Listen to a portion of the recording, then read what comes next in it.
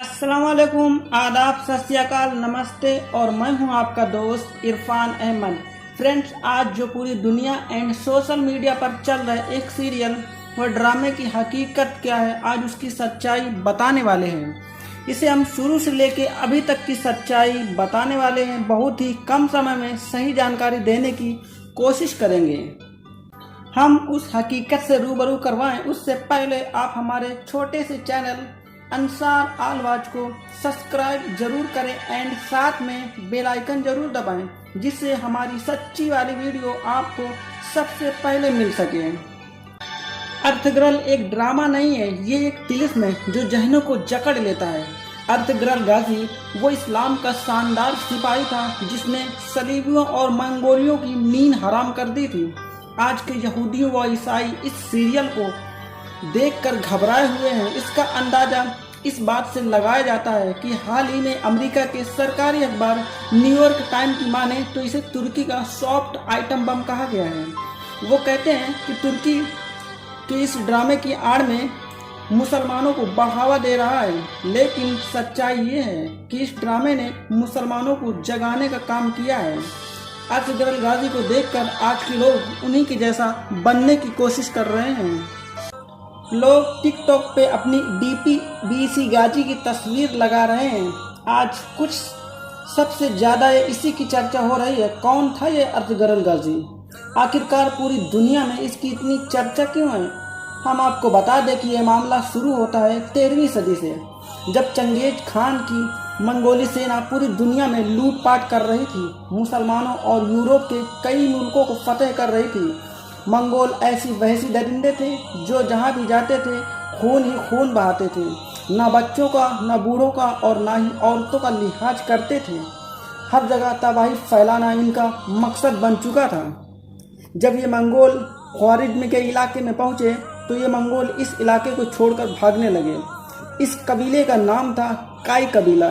इस कबीले का सरदार था सरदार सुलेमान शाह। इस सरदार के 4 बेटे थे। उनके तीसरे बेटे का नाम अर्थगर्ल गाजी था और इस सीरीज इसी जाबाज हस्ती या सच्चे हीरो के नाम से बनाई है। सल्जूकी सल्तनत की शहजादी हलीमा सुल्तान और उसके भाई और बाप को ईसाइयों ने कैद कर लिया था। जंगल के रास्ते महल ले जा रहे थे तो ये ईसाई अर्थगर्ल गाजी के हत्थे चढ़ गए। अर्थगर्ल ने शहजादी, उसके बाप और भाई को छुड़ा लिया। कुछ समय बाद सुल्तान हलीमा की शादी अर्थगर्ल गाजी से हो गई। अर्थगर्ल गाजी के 2 भाई अलग हो गए थे और अपने साथ कबीलों को एंड अपने छोटे भाई को लेकर जा रहे थे। एक साथ लगभग 444 लोग ही थे। बीच सफर में देखा कि 2 सेनाएं आपस में लड़ रही हैं। एक सेना बड़ी कमजोर व जंग हारने की कगार पे है तो अर्थगर्ल गाजी ने हारती हुई सेना का साथ दिया। ये जंग थी सल्जूकी सल्तनत और मंगोलों के बीच थी। मंगोलों की सेना अलाउद्दीन की फौज को हराने ही वाली थी कि अचानक अर्थगर्ल गाजी की सेना अलाउद्दीन की सेना में मिल गई और अचानक अर्थगर्ल गाजी अपने 444 सिपाहियों के साथ अलाउद्दीन की सेना में शामिल हो गए और मंगोलों को इतना मारा कि मंगोल अपने ही लोगों की लाशें छोड़कर भागने लगे। अलाउद्दीन ने अपनी हार मान ही ली थी। अचानक अर्थगर्ल गाजी के पहुंचने के बाद अलाउद्दीन काफ़ी खुश हुआ और हार जीत में बदल गई तो अंगोरा या अंकारा की जागीर दे दी। अर्थगर्ल गाजी एक समझदार व ईमानदार सरदार था जिसकी चर्चा पूरी दुनिया में होने लगी थी। ईसाई व यहूदी इनसे हर वक्त परेशान रहने लगे थे। सल्जूकी सल्तनत काफ़ी कमज़ोर हो चुकी थी। एक तरफ रोमी फौज, दूसरी तरफ खोखार मंगोल। इन दोनों के बीच सल्जूकी सल्तनत बीच में पिस रही थी।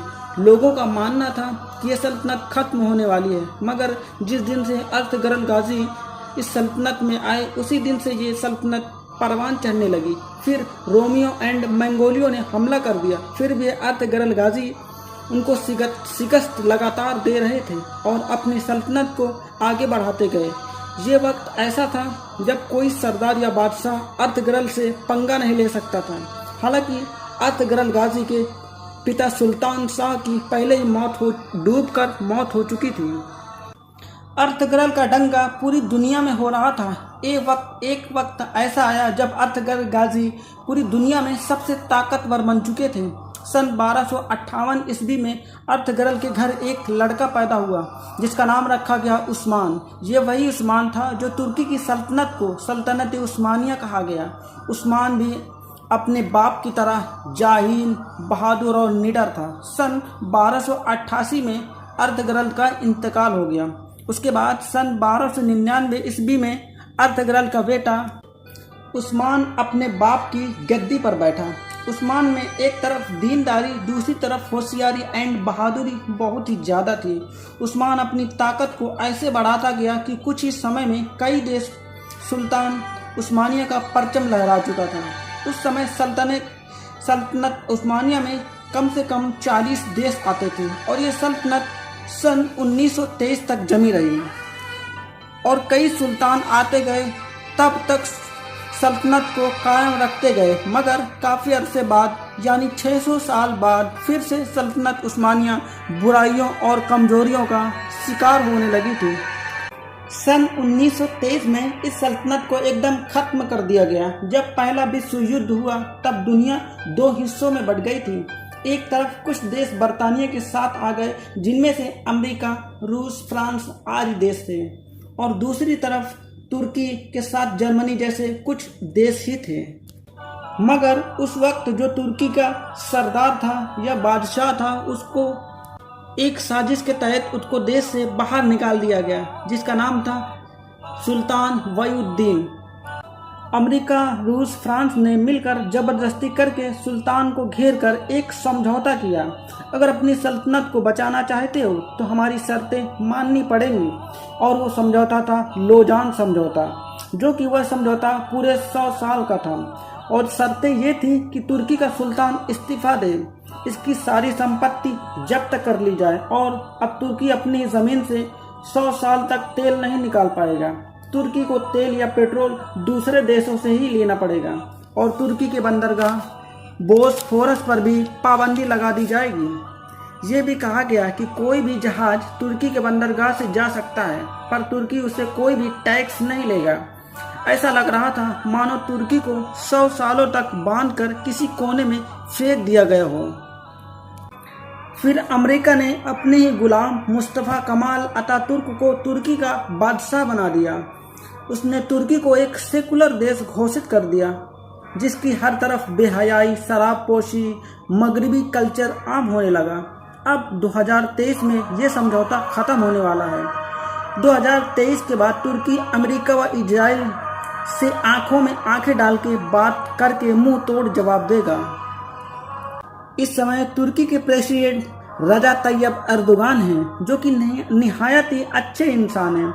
तैयब एर्दोगान ने सेकुलर देश को हटाकर एक इस्लामिक कंट्री बना दिया है। इसी वजह से अमेरिका, इजराइल तुर्की को बर्बाद करने में लगे हैं। मगर अब काफ़ी देर हो चुकी है जिससे ये ड्रामा बंद हो जाए, मगर ऐसा मुमकिन बिल्कुल भी नहीं है।